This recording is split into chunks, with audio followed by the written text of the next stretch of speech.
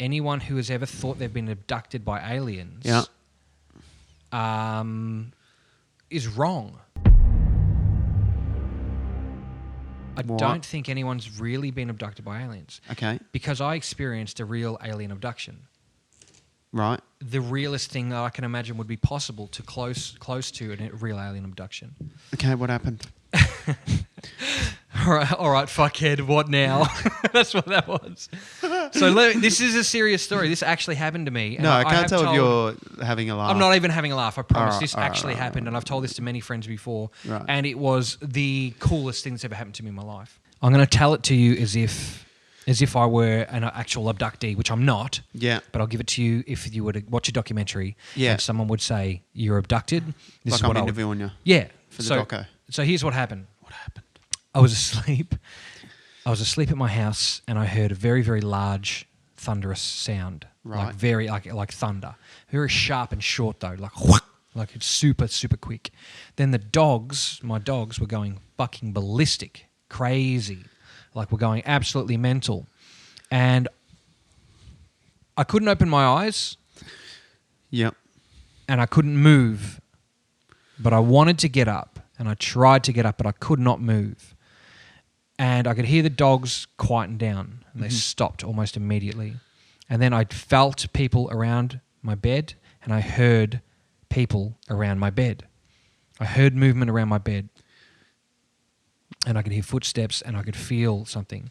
Then I felt my entire body lift off the bed, while I could still hear everything, and I could hear these weird murmurs. And then I opened my eyes, and I was in a big grey room, very dark, with a light above my head. Classic autopsy situation. Yeah, aliens. Light above your head. And there were alien faces, alien greys, what I know from pop culture as an alien face. So I saw these big, silver-looking, fucking grey-looking, like really flat-skinned sort of things with the big classic eyes and stuff like that. Yeah. Now, I'm an avid lucid dreamer. I love to lucid dream. So I never get alarmed. I've never had a nightmare once I realised I could control what happens in my dreams. Yeah. And so I felt like this was not a dream. It felt legitimate to me. And I felt as if I were there, right? And I could hear these things gibbering in this particular something that I couldn't really understand. Then I started to phase into listening to what they were saying.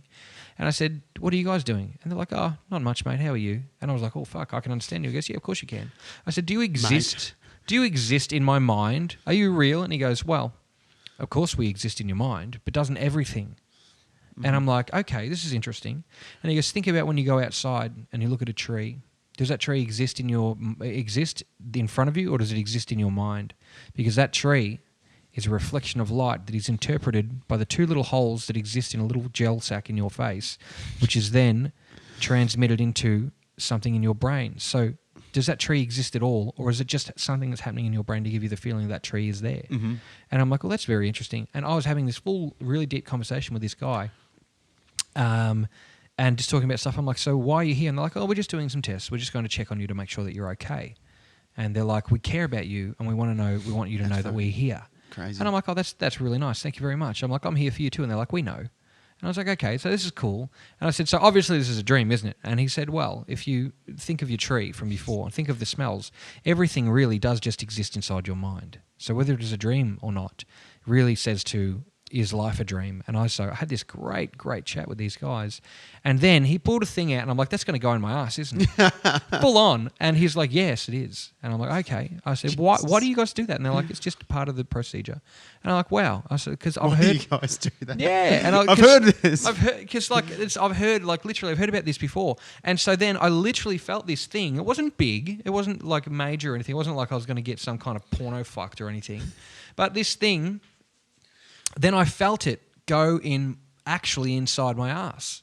And it's really confronting for people to say. And they're like, get really victimized and stuff like that. But I mean, it's hilarious. I mean, when you think about why would aliens come across the galaxy to stick something up your asshole? I mean, come on. Like, I mean, let's. I know you're not a fucking teenage boy here. I just want to stick it in the butt for a minute, This is legit stuff. So I'm like, okay. And then especially when I tell this stuff to people, they're like, oh nah, that's all bloody shit. Oh no. I'm like, mate, put your shit aside for a second, whatever your preconceptions of what sex is or whatever, and listen to what I'm saying to you. aliens stuck something up my ass, and I could smell it. You know that, like, when you that feeling. You know, some people may not better than other, but you can smell that something's been in a bum when you go into a room. Some people will know what I'm talking about. Now, and that's the thing, is it's very hard to be mature about the situation. Oh, Christ. And this is not a bit. This is not a can't joke. Say you can smell something's been in a bum when you enter a room. You can't say that sentence and expect people not to look you in the face and laugh. I don't expect them to believe this, because we'll get to that in a moment. But that is the fact of the matter. If you walk into a room, you can tell the difference between when something's been in an ass and when it hasn't. If you walk into a room and the room's a bit thick in the air and you can smell that particular scent, you know that something's been in a bum. So anyway, after this happens, I'm like, oh, well, that wasn't as bad as I thought it was going to be. And they're like, of course not. We're not here to hurt you. We just want to make sure that you're okay. We're just here to look after you. And I said, my dog's okay? They're like, they're perfectly fine. They're asleep at home. And I'm like, oh, not a problem. Where are you? Well, that's the thing, is I said, where am I? I'm like, oh, you're with us now. You're safe. And I'm like, okay. They wouldn't give me any direct answers about this stuff. Okay. So after all this wishy-washy shit, and I'm like, oh, this is great. What a really good dream. Yeah. And then they put me back in the bed, and I feel myself lower onto the bed, back into the bed.